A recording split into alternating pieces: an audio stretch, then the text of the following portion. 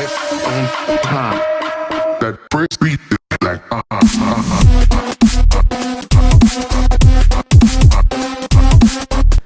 Next station is the vision room for me.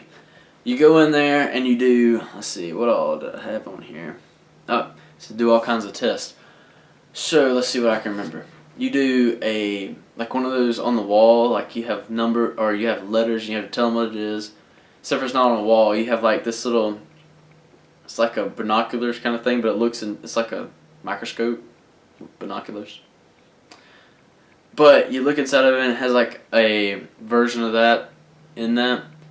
You tell them the number, you tell them the line, tell them all that. If you're good, you're good. If you're not, you're not. There's other tests, I don't really remember what they are, but it's a bunch of different tests. There's colorblind test.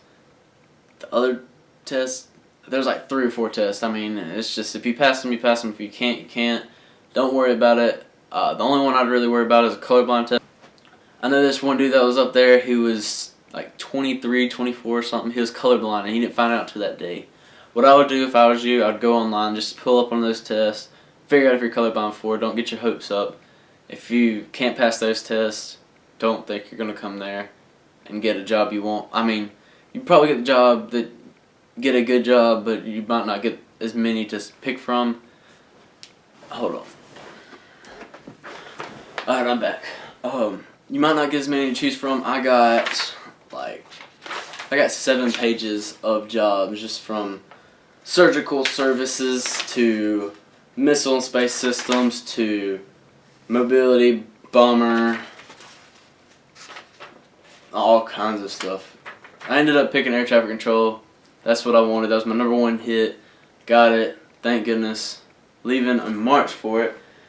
But your list will get cut down to like 2-3 pages. It won't be that bad. There's just some jobs that you just can't do if you're colorblind. There's also another test that you do. It's a reading test. You just read. If you can't read, I guess you're probably screwed, because I'm pretty sure everybody that's on this can read. Just read it. She'll be like, alright, you're good. Sorry. Then you head to the hearing section, or I did.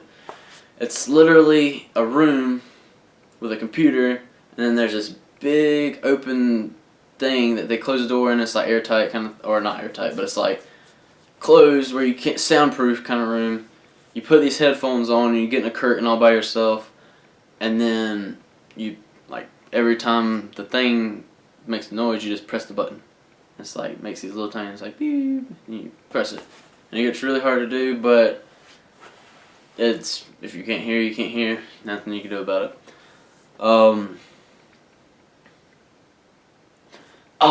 My favorite part of the whole entire thing. It was awesome. Alright, you go in this room, and mine was this guy doctor that I was with 4 other dudes, and this guy doctor came in and he was like, alright guys, time to pee in a cup. So I was like, alright, whatever. I got my cup, went up to the urinal, about to pee. He makes you stand like 3 feet away from it.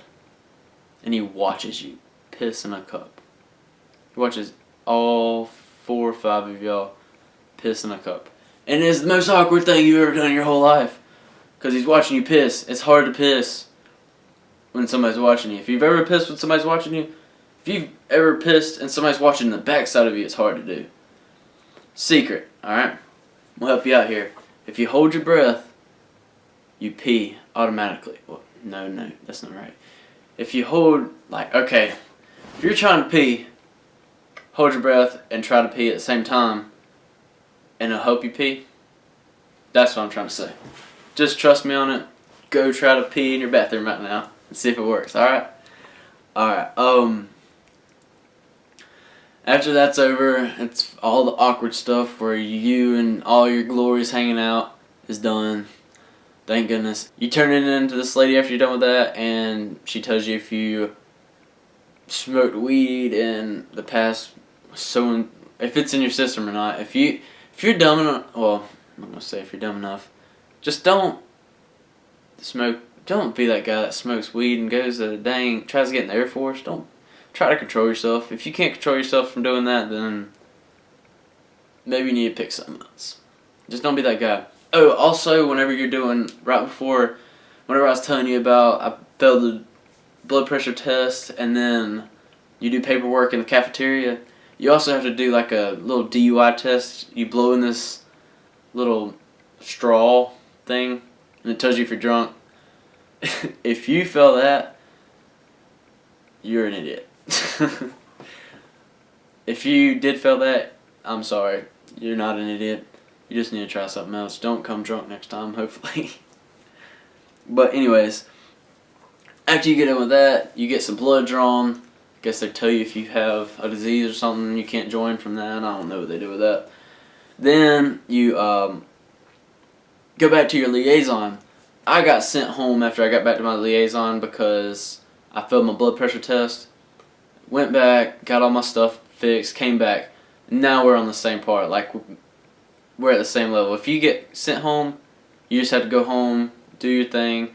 Actually, if you get sent home, I think your recruiter has to come all the way from wherever they are and come and get you. Luckily, my recruiter was with me. It was his first time. His first week on the job being a recruiter in the Air Force, and he went down there to see what the whole process was about. He picked me out. I don't know. I guess I was lucky to have a recruiter there with me the whole time. Still makes it a little bit more awkward, but if you're that guy, just go with it. And it actually worked out for me in the better because whenever they sent me home, I had to have a recruiter come and get me, take me home, because I think if I get, it was called temporarily delayed or something like that. I guess they think I'm going to be depressed and go kill myself or something like that. I don't know. But the recruiter has to come get you. My recruiter was there, so we just left the building at the same time and then took separate cars home. I actually went and stayed with my friends a little bit longer just to hang out because I was pretty pissed off that I had to go home. Didn't get to pick my jobs that day. But I came back later on and I got to do exactly what the people that didn't fail their test, their blood pressure test, I got to do exactly what they got to do afterwards. So it was all good. It just took me about 3-4 weeks longer. It wasn't bad. But after we get back to the liaison, you just wait and wait and wait. This is the longest wait the whole entire time. You wait and you have to fill out this stuff, and then you go. Finally, call you in. You pick your jobs. I got air traffic control. He tells you what all you gotta do. You get your little DEP-in card. You get. I don't think everybody gets a DEP-in card because he said I was gonna get one, but I never did. But most people get a DEP-in card, I think. I don't know. I didn't get one. You get all your paperwork straightened out. He files it. He does his thing. He gets all your makes copies your birth certificate, all the stuff you brought with you, puts it in a file, and it's this big, huge notebook full of every single thing that you need. You're gonna take it to your BMT whenever you head out. Then this one's actually the longest wait. You go out in the hallway or out in the little lobby area, little central place, and you wait and wait and wait and wait and wait and wait forever. Mine was even worse because I literally had to go. I left, came back. Second time I came, I'm drinking my blood stuff done. I had to wait for everybody to get done with their whole entire thing that they did the whole time. I sat there for probably 4 or 5 hours. And if you fall asleep, they will. I'm not going to say they're going to do something to you. If you fall asleep, they're going to wake you up. I don't know if they're going to wake you up in a bad way. They say they are, but they're probably just going to be like, you're an idiot. Just get up, do whatever. Then you go in this room and then you go in this room and you watch this video on what it means to be an airman, what it means to be DEP'd in, what your commitment is. Don't do anything stupid, pretty much. And it's this video. It's probably 10-15 minutes long. I actually fell asleep during the video. It was really boring. I don't think she saw me fall asleep, but I was super tired. I was like at one of those moments in my life that I could not keep my eyes open as hard as I tried. Like,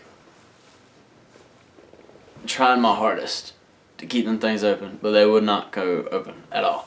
They just stayed where they were. I was asleep, but I was fighting it. But anyway, she came back in. I woke up as soon as she come back in. I don't think she ever saw me. She asked some questions. I didn't know the answer, but I guess I got it right. Then we went in this room. It had all the SEALs and everything. It had Navy, Air Force, Army, all the SEALs and everything. Had American flag. Had the liaison, or not liaison. It was like a just a lady in there. I guess she's high up. I didn't know at the time. I didn't really pay attention. But we had to stand. We stood. And we had to get her attention, and then we did our dep in. We got depped in, I guess, and that's it. After that, you're good to go. You leave, go home, and enjoy the rest of the time doing whatever until basically. I'm gonna help y'all guys out. All right, I'll have some more videos up. To get y'all ready for it. If y'all are leaving, I'll leave March 17th. Everything should be up by March 17th. And then I'll get back probably around May something. But I'll be in my tech school at Keesler Air Force Base in Biloxi, Mississippi. And then I will go through, do everything again, and tell you the do's and don'ts that I thought were right and wrong. I will help y'all guys out. Just, if y'all aren't leaving till after May, after June, subscribe, follow, like this, do everything you gotta do. Even if you aren't leaving, subscribe, like, and all that. Do all that mess, because I'm leaving March 17th. I'll have so much more up here for you. Hopefully, if everything goes good, I'll help y'all guys out. Get y'all guys ready. Like this post, subscribe to my YouTube channel, follow me on Facebook, follow me on Instagram. I don't have a Twitter. I might get one if I start getting some followers, but after that, I might get one. Right now, I'm not. Like this, subscribe. I have some stuff on here for you soon. Before March, I have all my pre-stuff, my pre-BMT stuff. Afterwards, I have some post-BMT stuff. I'm going to put some stuff on here about my family, about my journey. I'm going to have to leave some comments. Comment, like, subscribe, do your thing. Follow me on Facebook. Thank you.